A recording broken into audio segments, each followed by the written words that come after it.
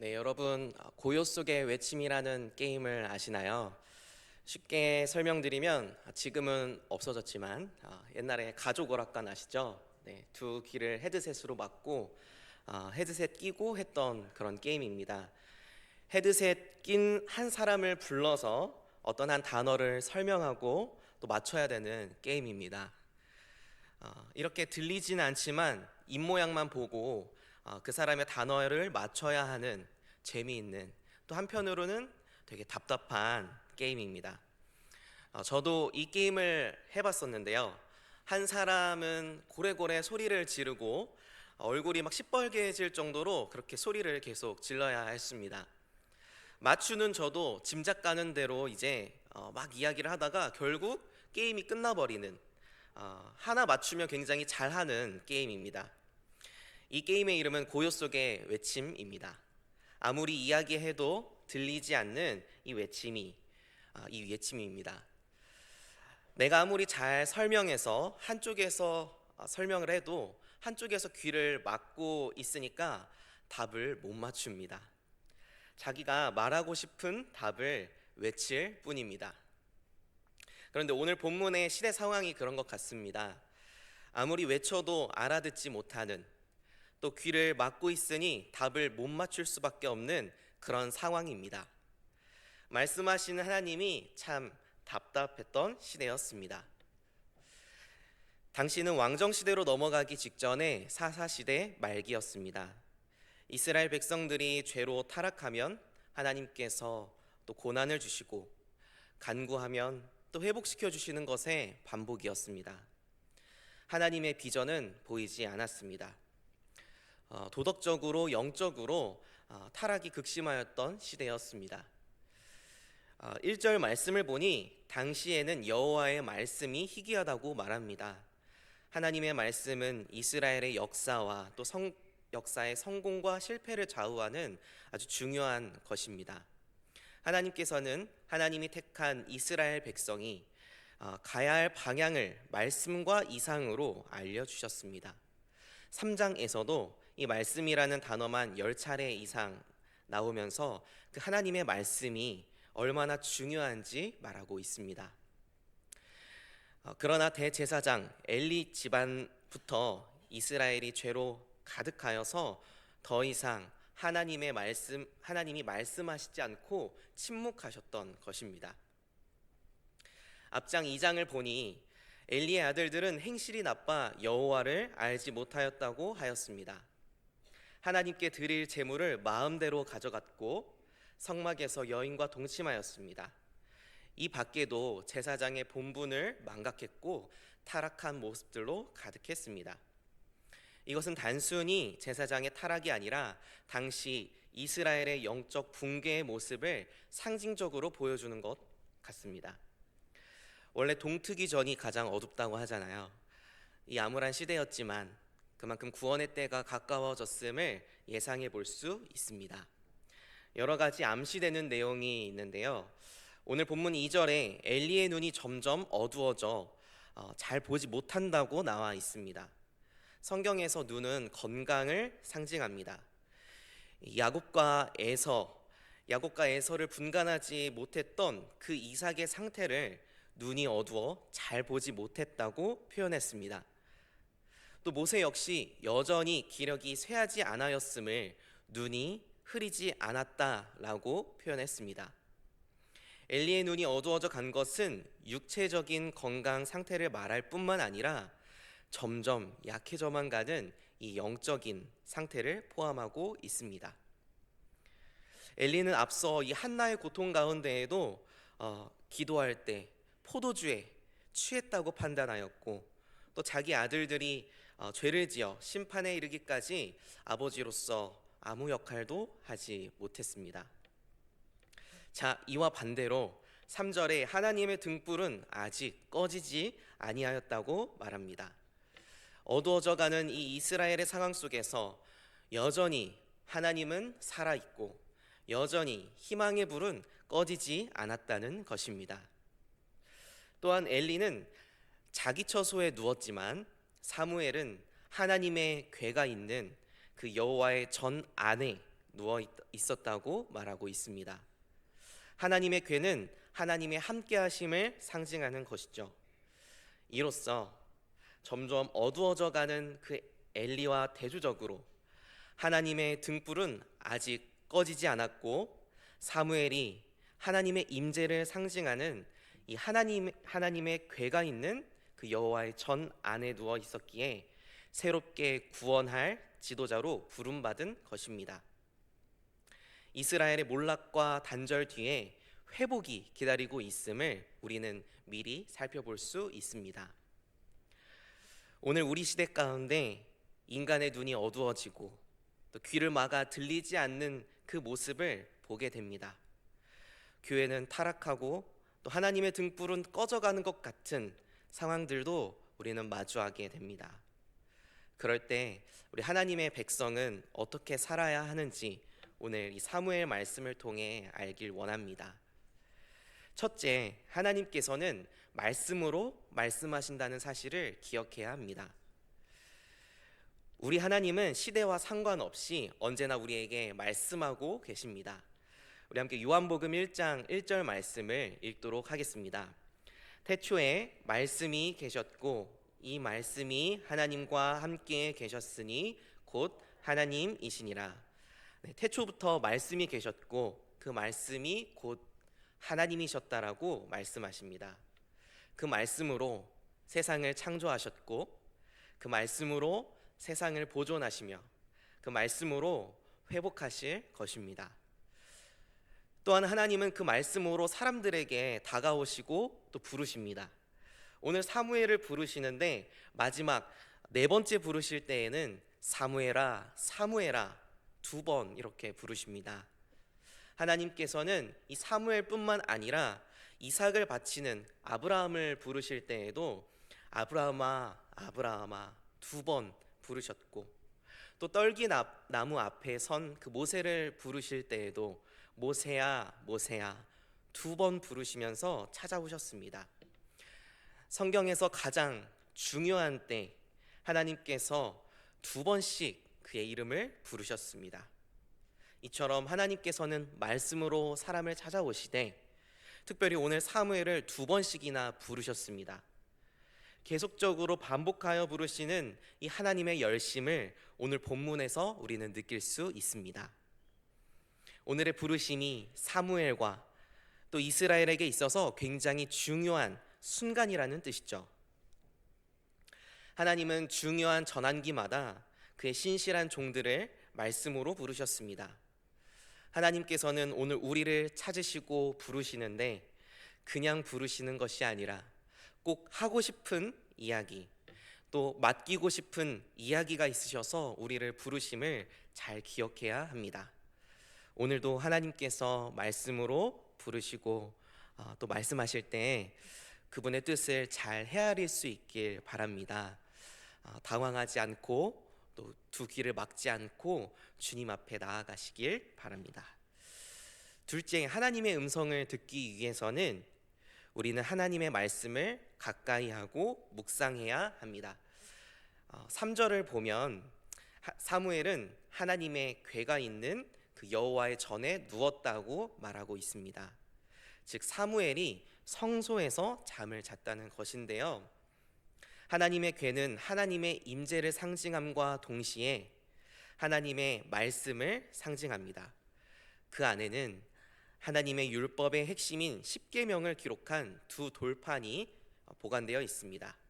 그러므로 사무엘이 하나님의 궤가 있는 여호와의 전에 누웠다는 것은 그가 하나님의 말씀을 사모하여 가까이 했음을 상징적으로 보여주는 것입니다. 사무엘은 여호와의 전에서 잠만 잔 것이 아니라 하나님의 율법을 깊이 묵상하였을 것입니다. 사무엘은 교회 중심, 말씀 중심의 삶을 살았습니다. 그가 교회에서 잠을 자고 또 등불을 관리하며 하나님의 말씀을 가까이 했습니다. 오늘 우리도 하나님의 말씀을 가까이 해야 합니다. 여기 계신 성도님들은 모두 주의 말씀을 듣고 또 반응하시는 신실한 주의 자녀들이십니다. 맞으시죠? 네. 우리는 교회 중심 또 말씀 중심의 삶을 살아야 합니다. 말씀과 가까이 할수록 하나님과 더욱 가까워질 수 있습니다. 성도라면 누구나 하나님의 음성을 듣길 원합니다. 사무엘아, 사무엘아, 이렇게 우리에게 직접 말씀해 주시면 얼마나 좋을까요? 그러나 이제 직통으로 우리에게 말씀해 주시지 않고 신구약 성경으로 완성된 최종 계시로 우리에게 말씀해 주십니다. 그렇기 때문에 우리는 성경 말씀을 더욱 깊이 묵상하면서 하나님의 음성에 귀 기울여야 합니다. 따라서 우리가 하나님의 음성을 듣기 위해서는 단 한 번의 사인이나 신비로운 체험을 쫓아가는 것을 사모하는 것이 아니라 말씀 듣기를 사모하고 지속적으로 말씀 앞에 나아가려는 자세를 가져야 합니다. 사무엘이 하나님의 음성을 들을 수 있었던 이유도 그가 순전한 마음으로 늘 하나님 앞에 나아갔기 때문입니다.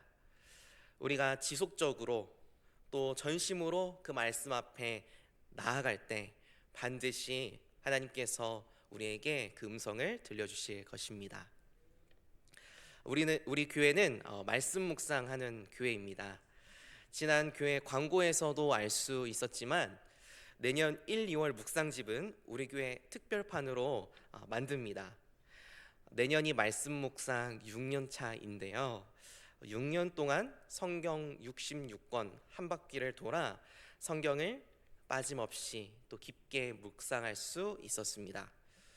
현재는 80% 가까이 달려왔는데요.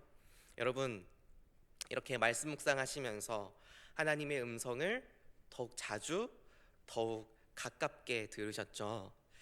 이렇게 지속적으로 말씀 앞에 나아가려는 자세를 가지고 매일 말씀 묵상하며 말씀 듣기를 사모하길 원합니다. 이런 사람은 분명 하나님의 음성을 듣고 또 하나님의 뜻을 깨닫게 될 줄 믿습니다. 우리 함께 여호수아 1장 8절 말씀을 함께 읽도록 하겠습니다. 이 율법책을 내 입에서 떠나지 말게 하며 주야로 그것을 묵상하여 그 안에 기록된 대로 다 지켜 행하라. 그리하면 내 길이 평탄하게 될 것이며 내가 형통하리라. 아멘. 하나님의 말씀을 주야로 묵상하고 또 말씀을 사모하는 자세로 날마다 주의 말씀 앞에 나아가는 대광의 성도님들 되시길 바랍니다. 셋째로 하나님의 부르심에 순종하는 자세를 가져야 합니다. 우리는 4절에 보면 사무엘은 여호와께서 부르시자 그 자리에서 일어나 내가 여기 있나이다 이렇게 엘리에게 즉시 달려간 모습을 볼 수 있습니다. 그러자 엘리 제사장이 내가 부르지 않았으니 다시 누우라고 했죠. 이렇게 총 3번을 한 것입니다. 비록 사무엘은 어린 소년이었고 하나님과 긴밀한 그런 소통의 경험이 아직 없었기 때문에 엘리의 부름인 줄 착각했으나 주께서 부르실 때 반응하여 나아갔습니다. 사실 이 밤에 제사장이 3번씩이나 불렀을 때에는 어린 소년이 못 들은 척 했을 수도 있습니다. 짜증을 낼 수도 있었을 것 같습니다. 그러나 부르심이 있을 때마다 그는 온몸으로 달려갔습니다. 3번째 달려갔을 때 엘리가 사무엘에게 말한 내용입니다. 함께 9절 말씀을 읽도록 하겠습니다. 엘리가 사무엘에게 이르되 가서 누웠다가 그가 너를 부르시거든 내가 말하기를 여호와여 말씀하옵소서 주의 종이 듣겠나이다 하라 하니 이에 사무엘이 가서 자기 처소에 누우니라. 네, 이렇게 다시 자기 처소에 가서 누우려고 하는데 주님께서 또 부르시기에 사무엘이 그 전에 들은 말씀대로 대답합니다. 말씀하옵소서 주의 종이 듣겠나이다. 여기서 듣다라는 말은 단순히 말하는 것을 듣는다의 의미가 아닙니다. 순종하다라는 의미를 가지고 있습니다. 즉 하나님의 종으로서 하나님께 순종한다는 것은 먼저 그 하나님 말씀을 듣는 것으로부터 시작된다는 의미입니다. 자기 마음대로 주인을 섬기는 것이 순종이 아니라 주인이 원하시는 것을 잘 듣고 행동하는 것이 올바른 순종이라는 것입니다. 나중에 이 사무엘이 자기 마음대로 제사를 드린 사울 왕에게 순종이 제사보다 낫고 듣는 것이 순양의 기름보다 나으니 라는 이렇게 말을 하잖아요. 네, 사무엘은 이 엘리 제사장의 말에 순종하였기 때문에 그 말이 나중에 더욱 와닿게 되는 것 같습니다. 제가 고등학교 2학년 때 정말 꿈도 없이 희망도 없이 그렇게 공부하면서 살았던 것 같습니다. 공부를 해야 되는데 이유 없이 공부를 할 수밖에 없어서 되게 스트레스도 받아가면서 어렵게 공부를 했었습니다. 그때 오랫동안 떨어져 있던 저희 어머니를 다시 만나게 되었고 같이 계셨던 그 목사님을 만나게 되었는데 목사님께서 그러시는 거예요. 신학교에 가야 된다. 처음 보시자마자 말씀하셨었는데 사실 저는 아주 어릴 때 그냥 목사님이 좋아 보여서 그리고 어머니께서 이제 목사가 돼야 된다 말씀하셔서 그냥 반가운 마음에 어릴 때 했던 그런 고백이었거든요.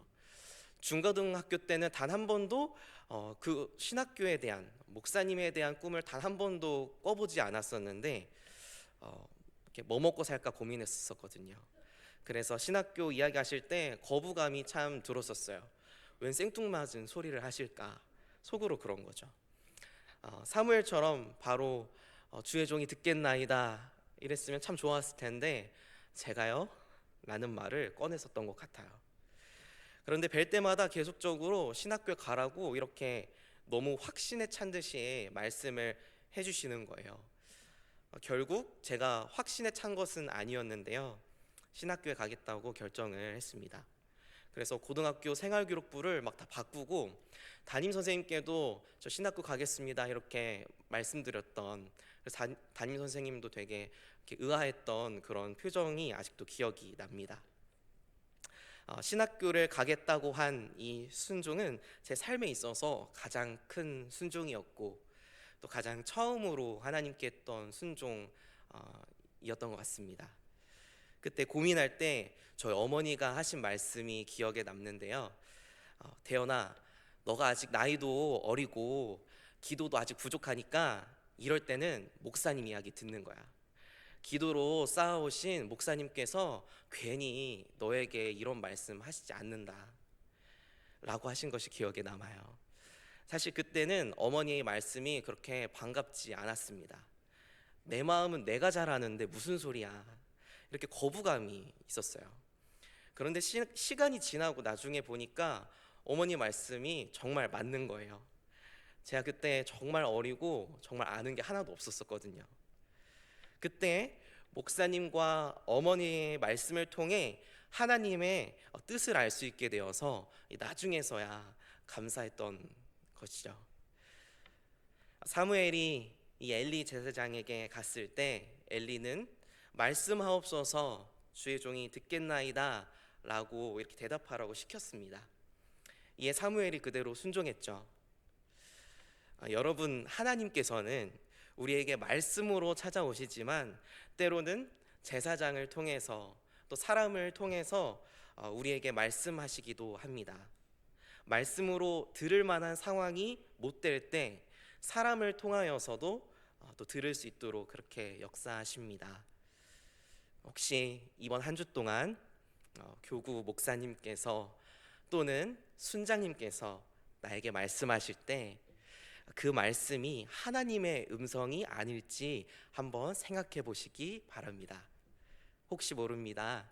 하나님께서 사람을 통해서 이미 나에게 말씀하셨는데 내가 귀를 막고 있었을지요.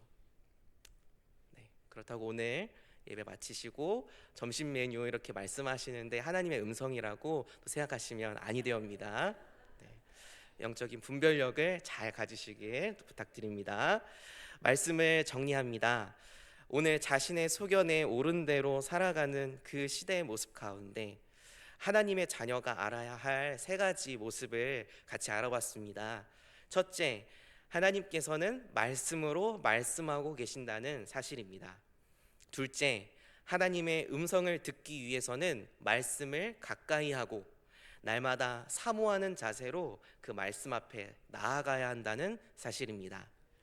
셋째, 하나님의 부르심에 순종해야 된다는 것입니다. 제사장과 또 제3자를 통하여서 반복하여 주시는 메시지도 우리가 생각해 보아야 합니다. 오늘 엘리의 눈이 어두워져 가고 또 사무엘을 부르시기까지 하나님은 계속해서 엘리에게 말씀하셨습니다. 한 번은 두 아들들의 그 음란함을 소문으로 듣게 하셨고, 또 한 번은 직접적으로 하나님의 사람을 보내셔서 말씀하셨음에도 그가 두 귀를 꽉 막고 있었기 때문에 듣지 못했습니다. 지속적인 하나님의 메시지를 거부하니 영적으로 무감각해진 것입니다. 오늘 우리는 어떻습니까?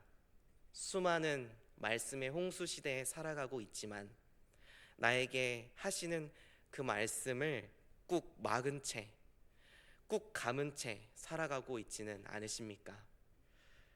혹여라도 하나님께서 계속 나에게 말씀하시는데 내가 내 선에서 커트하는 것이 있다면 한번 되돌아보시길 바랍니다. 하나님께서 원하시는 자는 그 말씀에 귀 기울이는 자며 그 말씀을 들을 준비가 된 자입니다. 바라기는 하나님 말씀에 순종하는 자, 여호와여 말씀하시옵소서 주의 종이 듣겠나이다, 이렇게 낮은 자의 모습으로 반응하며 또 고백하는 자가 저와 대광의 모든 성도님들이길 바랍니다. 네, 기도하겠습니다.